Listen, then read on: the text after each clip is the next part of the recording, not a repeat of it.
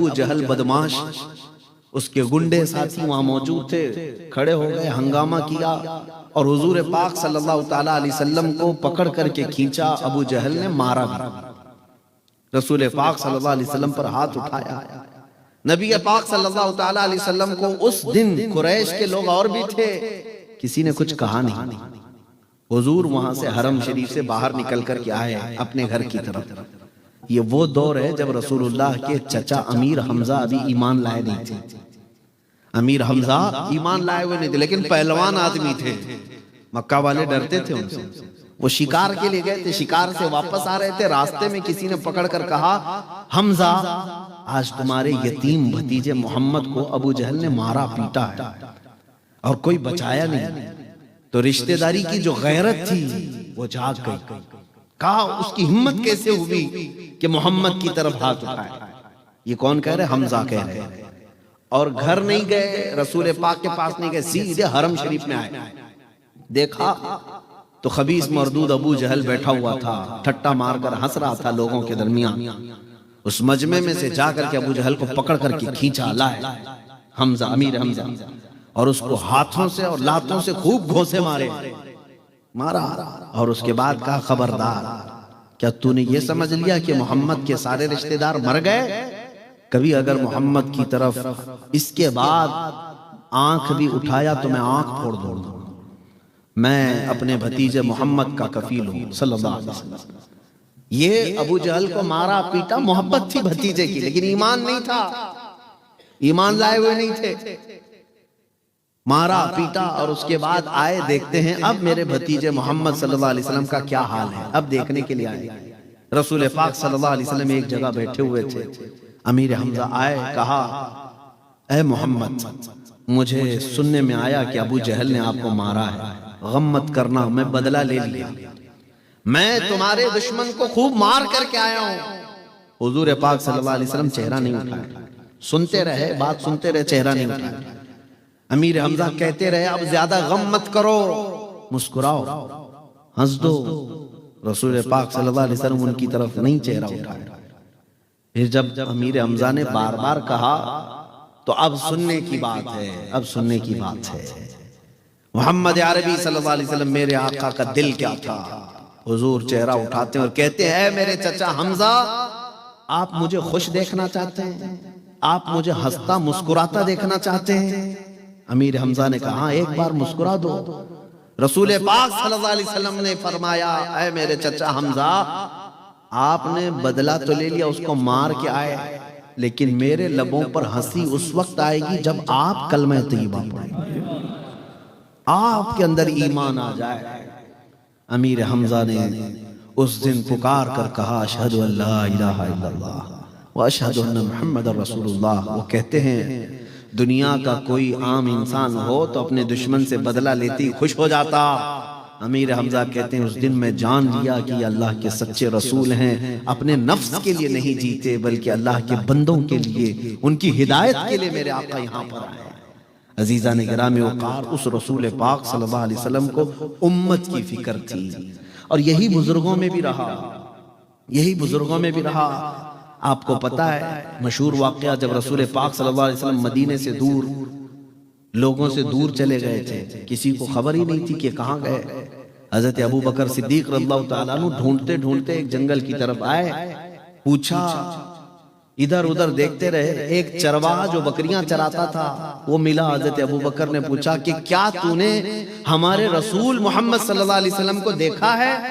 اس چرواہے نے کہا، میں تو نہیں پہچانتا کون ہے تمہارے رسول، لیکن ہاں اندر ایک پہاڑی کی کوہ کے بیچ میں یا جنگل کے درمیان کوئی ایک شخص ہے جو مسلسل رو رہا ہے اور اس کے رونے کی وجہ سے میری بکریوں نے چارہ کھانا چھوڑ دیا ہے۔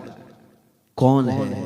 حضرت ابو بکر صدیق کہتے ہیں، میرا دل پکار کر کہنے لگا، اس طرح رونے والا کوئی اور نہیں، یہ صرف میرے مصطفیٰ کریم صلی اللہ علیہ وسلم۔ گئے، جا کر دیکھا، یقیناً میرے آقا صلی اللہ علیہ وسلم تھے جو سجدے میں سر رکھ کر رو رہے تھے۔ کس بات پر رو رہے تھے؟ صرف اپنی امت کی فکر میں رو رہے تھے کہ اے اللہ، میری امت مجھے نہیں پہچانتی، ان کی بخشش میرے حوالے کر دے۔ عزیزان گرامی وقار، جو نہ بھولا ہم غریبوں کو رضا، یاد اس کی اپنی عادت کیجیے۔ آج امت کے متعلق فکر لوگوں میں کم ہو گئی، اسی لیے ہمیں توڑ دیا گیا ہے، آج ہمیں بکھیر دیا گیا ہے۔ آپ کیا سمجھتے ہیں موریشیس میں بیٹھنے والے کو عرب کے مسلمان کی فکر نہیں کرنا چاہیے؟ ہندوستان کے مسلمان کو فلسطین کے مسلمان کی فکر نہیں کرنا چاہیے؟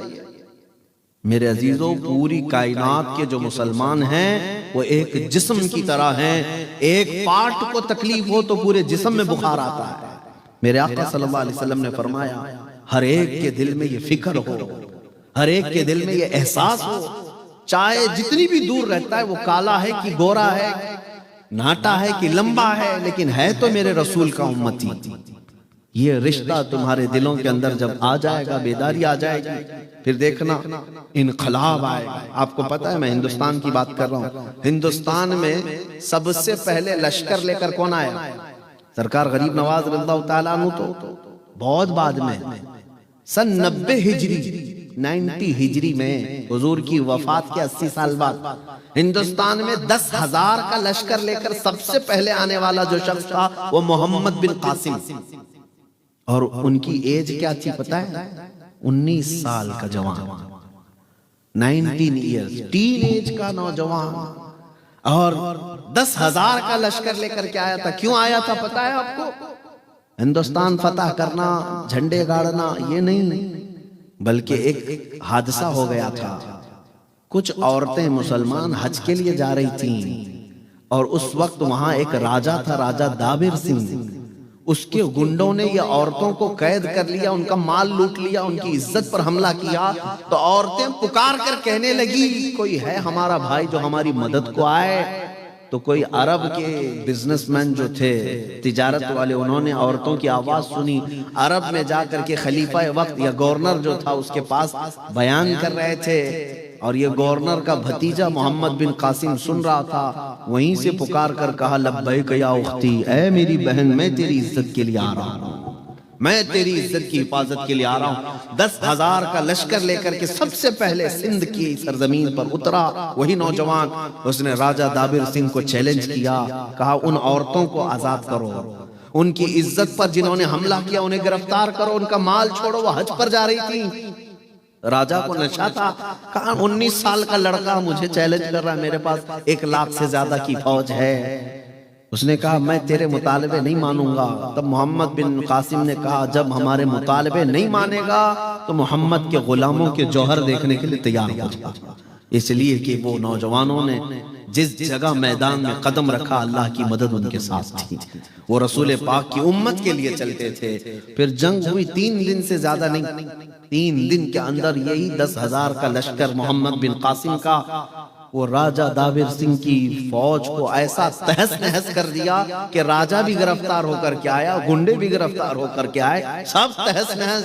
عورتوں کو عزت دی گئی۔ اس کے بعد محمد بن قاسم نے اسلام کا پرچم لہرایا، سب سے پہلے پرچم اسلام لہرایا، لیکن ظلم کے ساتھ نہیں، وہ ظلم کو ختم کرنے آیا تھا۔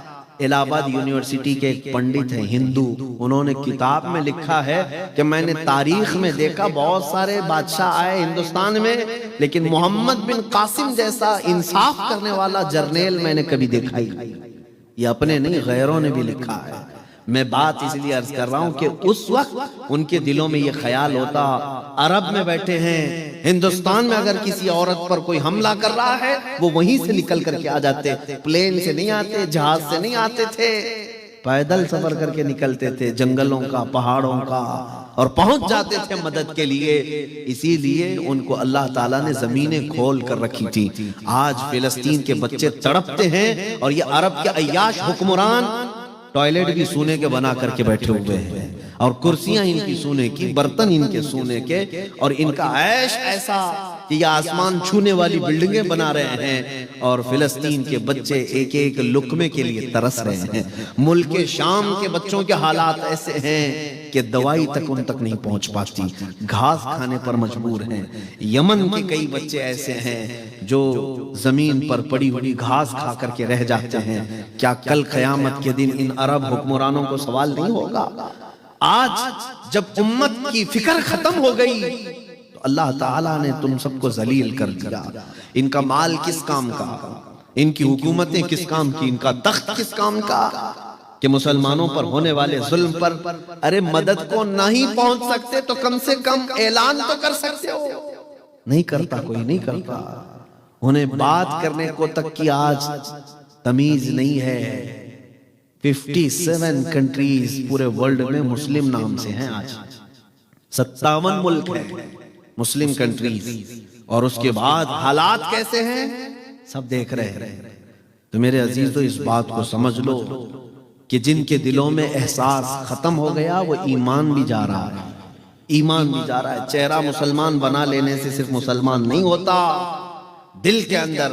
اسی لیے علامہ اقبال نے کیا خوب کہا تھا کہ خرد نے کہہ دیا لا الہ تو کیا حاصل، دل و نگاہ جو مسلمان نہیں تو کچھ بھی نہیں. دل و نگاہ مسلمان نہیں تو کچھ بھی نہیں. امت کی فکر میرے عزیزو آج آپ سب کی بھی ذمہ داری ہے. اب آپ پوچھیں کہ ہم موریشس میں بیٹھے کیا کریں گے، کیا کریں گے؟ میں آپ کو بتاؤں، یہاں بیٹھ کر کے رات کے وقت کھانے کا وقت آتا ہے، دسترخوان پر اچھی اچھی نعمتیں سجتی ہیں، گوشت بھی پکا ہے، بریانی بھی پکی ہے، لذیذ کھانے پکے ہیں.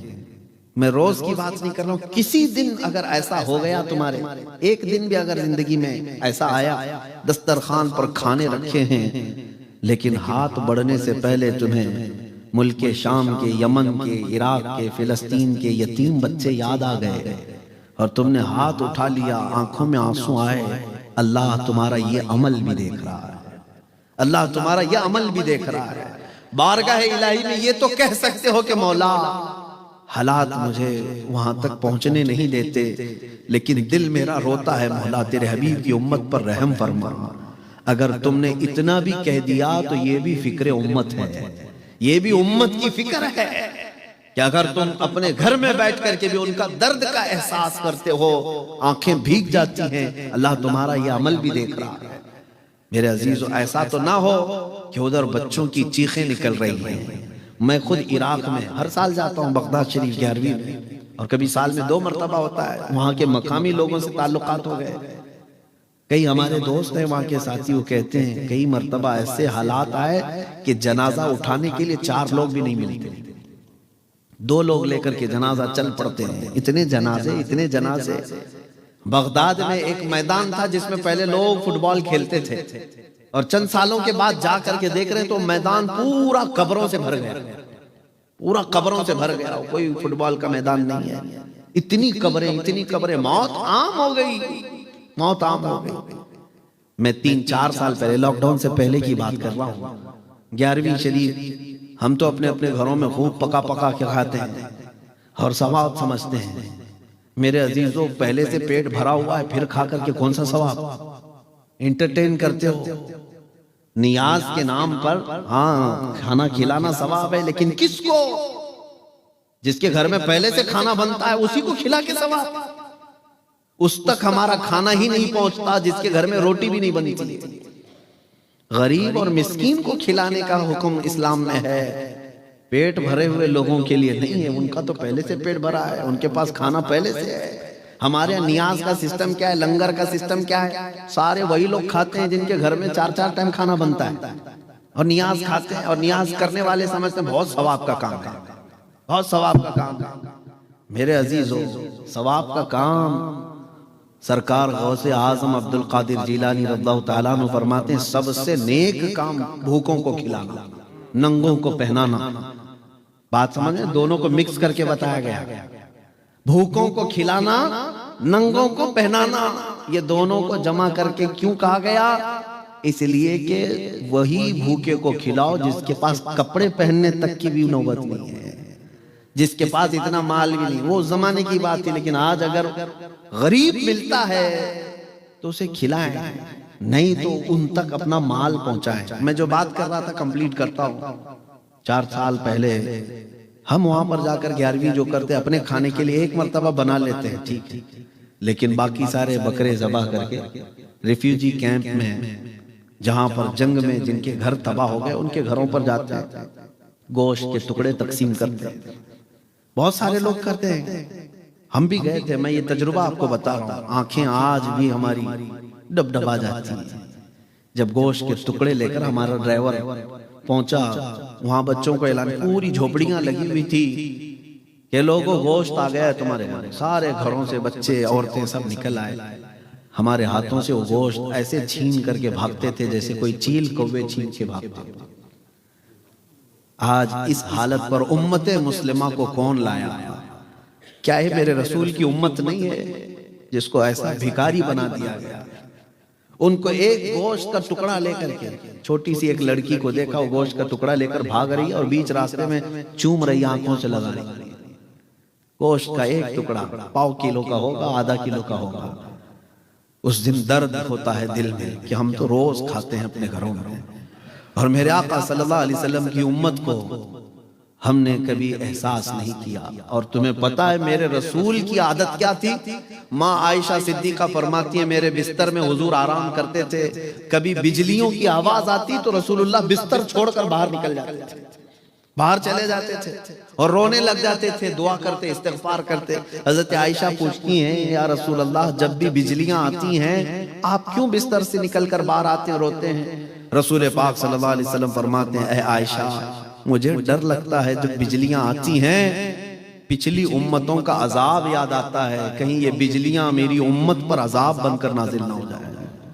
میں اللہ کی بارگاہ میں استغفار کرتا ہوں کہ مولا عذاب مت نازل کر میری امت پر، جو نہ بھولا ہم غریبوں کو رضا، یاد اس کی اپنی عادت کیجیے۔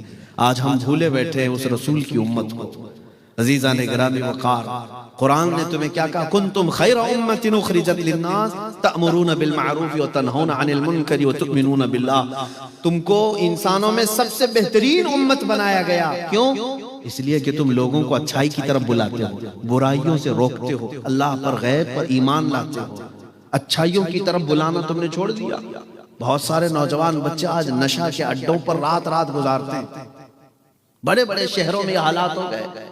ہمارے محلوں میں نشہ بیچا بھی جاتا ہے، خریدا بھی جاتا ہے، کھلایا بھی جاتا ہے، پلایا بھی جاتا ہے، اور بہت سارے ذمہ دار لوگ ہیں وہ جانتے ہیں چھوڑ دیتے ہیں، نہیں اس کو کون بولے گا، وہ میرے خلاف کھڑا ہو جائے گا، فلاں ہو جائے گا۔ تمہیں اگر امت مصطفیٰ کی فکر ہے اسے بچاؤ، اسے بچاؤ، اسے روکو۔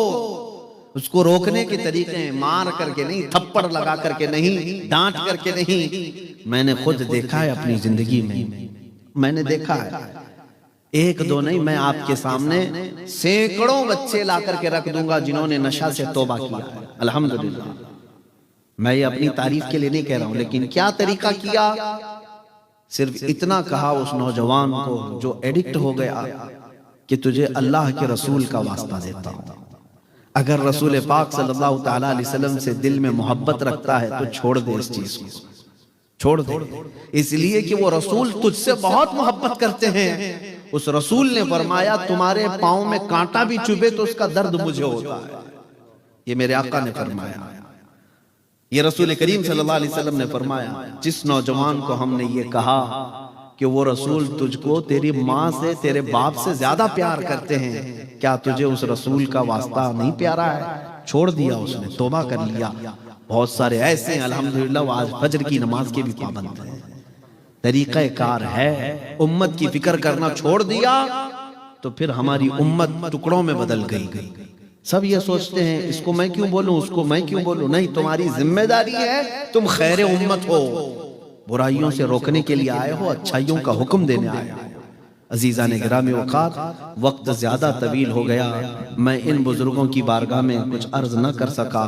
سرکار محدث اعظم ہند رحمۃ اللہ تعالی علیہ کی صرف اتنی بات میں آپ کو بتا دوں کہ وہ محدث اعظم ہند تھے، محدث اعظم ہند۔ حدیث میں جو سب سے زیادہ مہارت حاصل کرتا ہے اس کو محدث کہتے ہیں، اور وہ بھی محدث اعظم ہند، ہندوستان کے بڑے محدث تھے۔ دیکھیے میں ابھی آپ کو ایک بات بتا دوں، آج کے زمانے میں لقب دینا بھی آسان ہے، کوئی کسی کو کچھ بھی بول دے، ہاں یہ فلاں ہے، وہ فلاں ہے۔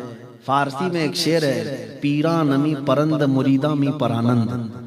فارسی میں کہا جاتا ہے پیر اڑتے نہیں ہیں، مرید اڑواتے ہیں، مرید اڑاتے ہیں۔ ارے ہمارے پیر تو چوتھے آسمان پہ رہتے ہیں۔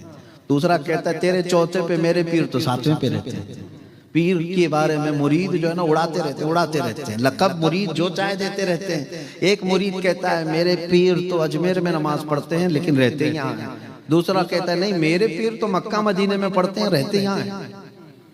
ہاں یہ بہت سارے لوگوں میں مقابلہ ہوتا رہتا ہے، میں ان سے کہتا ہوں تمہارے پیر نماز ہی نہیں پڑھتے، نہ مکہ میں نہ مدینے میں نہ اجمیر میں، بیٹھ کے یہاں کھاتے رہتے ہیں، ان سے کہو کھانا بھی وہیں کھا کے آ جائیں۔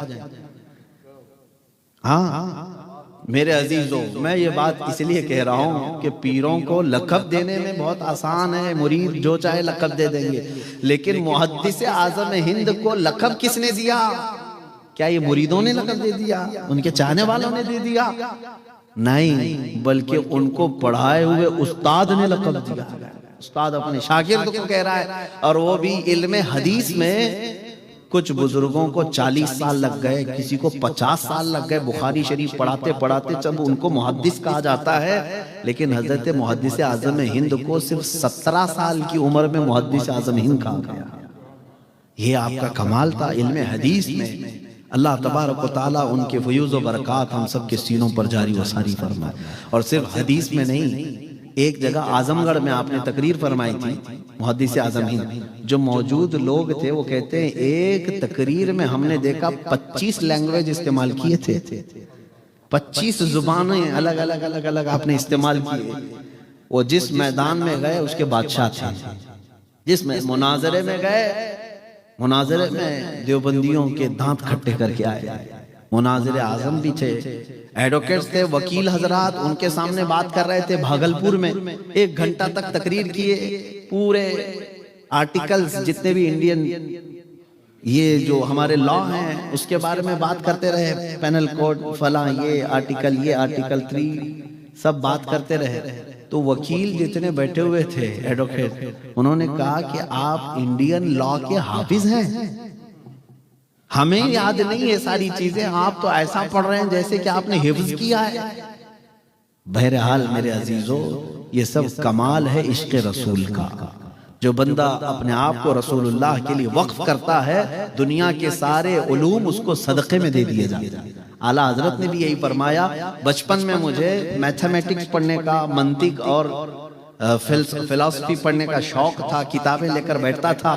میرے والد گرامی حضرت علامہ نقی علی خان صاحب آئے، دیکھا میں یہ میتھمیٹکس حساب کی کتابیں پڑھ رہا ہوں، تو انہوں نے میرے ہاتھ میں سے کتابیں لے لی، کہا احمد رضا یہ سب کیا پڑھ رہا ہے؟ رکھ۔ کہا علم حدیث پڑھ، رسول اللہ کے دین کی یعنی فقہ پڑھ، حدیث پڑھ، اور وہ حدیث اور فقہ کے صدقے میں اللہ سارے علوم یوں ہی تجھے عطا کر دے گا۔ اور پھر اللہ نے ایسا نوازا اعلیٰ حضرت کو کہ میتھمیٹکس میں ان کی لکھی ہوئی کتابوں کا پروفیسر لوگوں کے پاس بھی جواب نہیں آج۔ تو بہرحال جو کچھ بھی ملتا ہے وہ میرے مصطفیٰ کریم صلی اللہ علیہ وسلم سے وفا کرنے پر ملتا ہے۔ اخیر میں میں یہی کہوں گا کہ یا رسول اللہ، خلق کے حاکم ہو تم، رزق کے قاسم ہو تم، جو ملا تم سے ملا، تم پہ کروڑوں درود، بے ہنر و بے تمیز کس کو ہوئے ہیں عزیز، ایک تمہارے سوا، تم پہ کروڑوں درود۔ آج اہل موریشیس سے میں کہتا ہوں، آئیں ہم سب یہ عہد کرتے ہیں کہ اگر اپنی زندگی میں کسی کو راضی کرنا ہے، ایک بات میں آپ کو بتا دوں، کچھ نوجوان صرف چند دوستوں کو راضی کرنے کے لیے اپنا چہرہ بدل لیتے ہیں۔ ہاں، داڑھی نکال کے پھینک دیا، کیوں؟ اس لیے کہ دوسرے لوگ ہم کو بولیں کہ پرانے زمانے کا آدمی لگ رہا ہے، کیا بوڑھا ہو گیا، مولانا ہو گیا، مولوی صاحب ہو گیا۔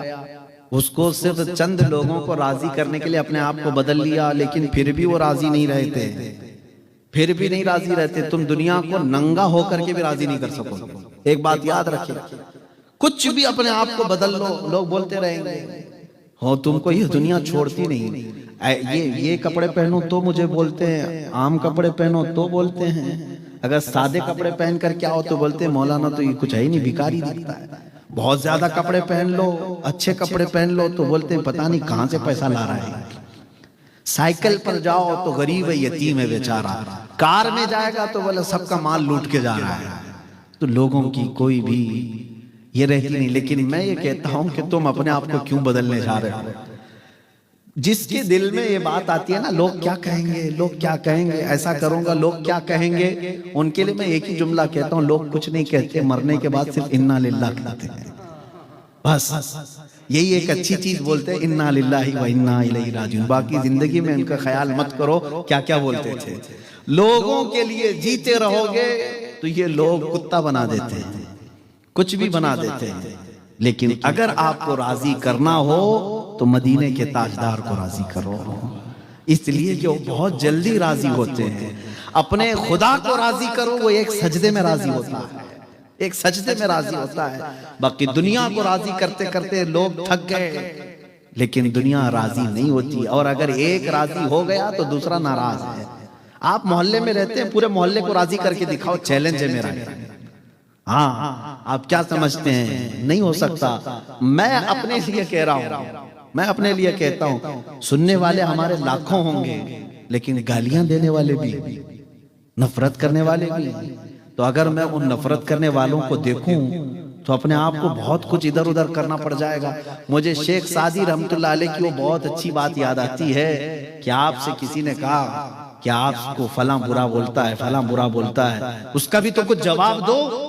انہوں نے کہا تھا مجھے جو پیار کرتے ہیں ان کے لیے میرے پاس ٹائم نہیں، نفرت کرنے والوں کو کہاں ٹائم دوں۔ پہلا حق تو ان کا ہے، جو چاہتے ہیں ان کا حق ہے۔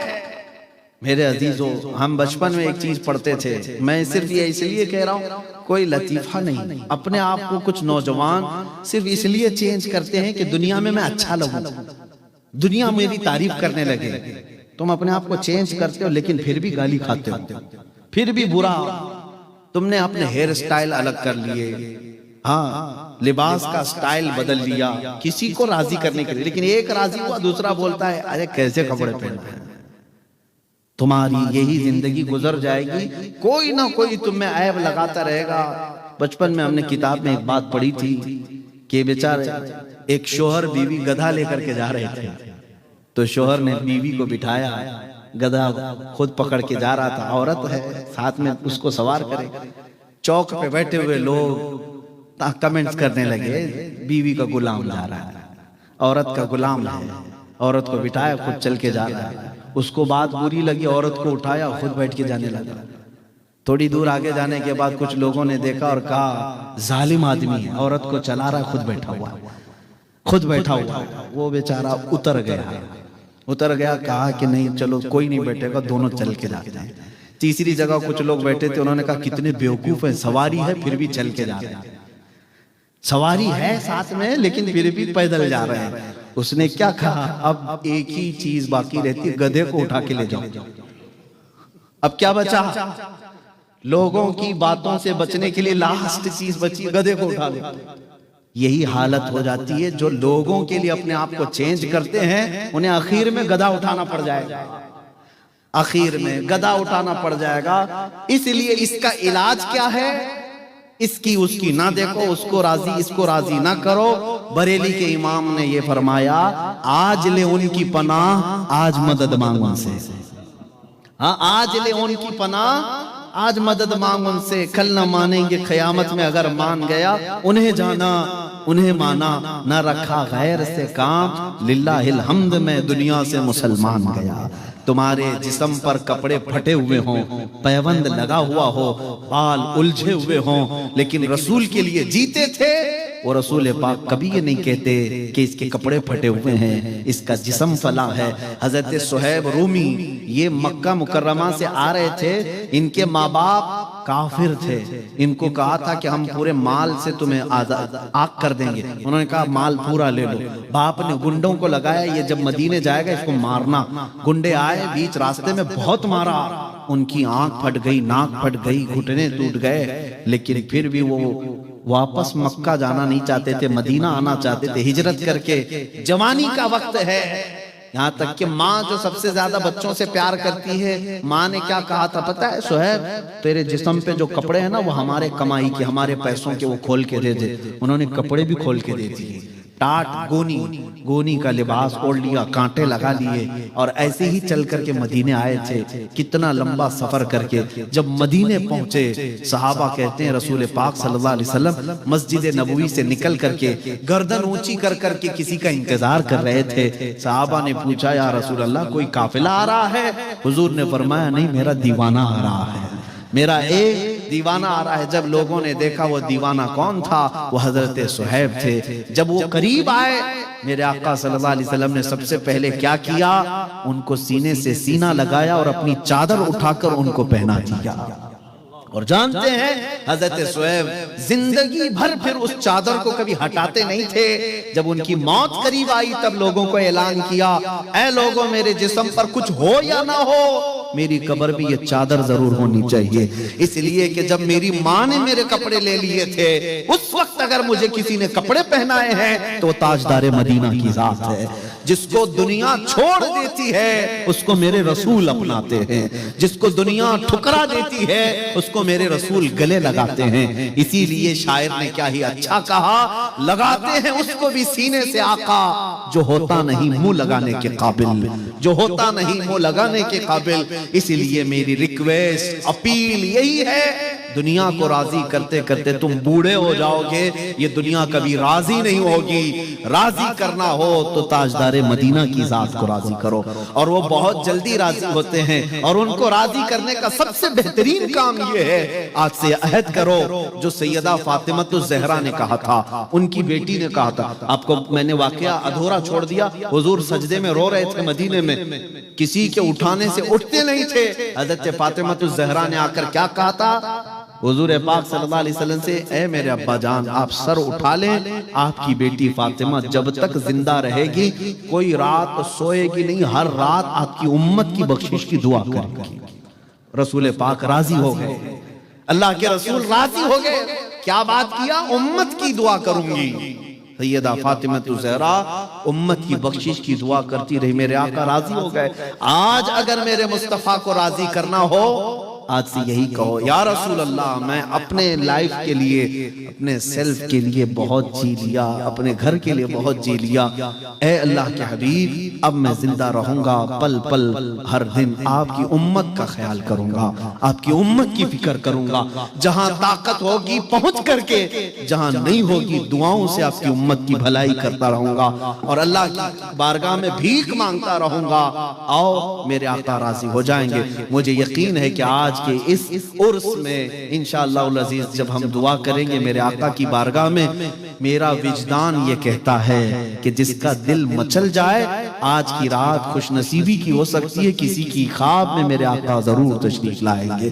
جس کا دل مچل کر کے یہ کہے, اے اللہ کے رسول میں سوؤں گا تو آپ کی امت پر دعا کر کے سوؤں گا, اٹھوں گا تو آپ کی امت کی فکر کرتے ہوئے اٹھوں گا. جب امت کا خیال کرنے لگو گے وہ رسول خود تشریف لائیں گے. آئیں دعا کرتے ہیں, یا رسول اللہ میں مجرم ہوں آقا مجھے ساتھ لے لو, کہ رستے میں ہیں جا بجا تھانے والے, چمک تجھ سے پاتے ہیں سب پانے والے. میرا دل بھی چمکا دے, میرا دل بھی چمکا دے, میرا دل بھی چمکا دے چمکانے والے. برستا نہیں دیکھ کر ابر رحمت, بدوں پر بھی برسا دے برسانے والے. یا رسول اللہ تو جو چاہے تو میل میرے دل کے دھلیں, کہ خدا دل نہیں کرتا کبھی میلا تیرا. تیرے ٹکڑوں پہ پلے غیر کی ٹھوکر پہ نہ ڈال, جھڑکیاں کھائیں کہاں چھوڑ کے صدقہ تیرا. تیرے قدموں میں جو ہیں غیر کا منہ کیا دیکھیں, کون نظروں میں جچے دیکھ کے تلوا تیرا. یا رسول اللہ ابھی وہ امی فدا کا آقائی و مولائی, بے ہنر و بے تمیز کس کو ہوئے ہیں عزیز. ایک تمہارے سوا تم پہ کروڑوں درود, گندے نکمے کمی مہنگے ہیں کوڑی کے تین. کون ہمیں پالتا تم پہ کروڑوں درود, کر کے تمہارے گناہ مانگے تمہاری پناہ. تم کہو دامن میں آ تم پہ کروڑوں درود, گرچہ ہیں بے حد قصور تم ہو عفو و غفور. بخش دو جرم و خطا تم پہ کروڑوں درود, شافی و نافی ہو تم, وافی و کافی ہو تم. درد کو کر دو دوا تم پہ کروڑوں درود. آنکھ عطا کیجئے اس میں ضیاء دیجئے, جلوہ قریب آ گیا تم پہ کروڑوں درود. یا رسول اللہ دل بے قرار ہے بے چین ہے, دل کرو ٹھنڈا میرا وہ کفے پاچاند سا, سینے پہ رکھ دو ذرا تم پہ کروڑوں درود. یا رسول اللہ تم ہو حفیظ و مغیث, کیا ہے وہ دشمن خبیث. تم ہو تو پھر خوف کیا تم پہ کروڑوں درود. کام وہ لے لیجئے تم کو جو راضی کرے, ٹھیک ہو نام رضا تم پہ کروڑوں درود. وآخر دعوانا الحمدللہ رب العالمین. السلام علیکم.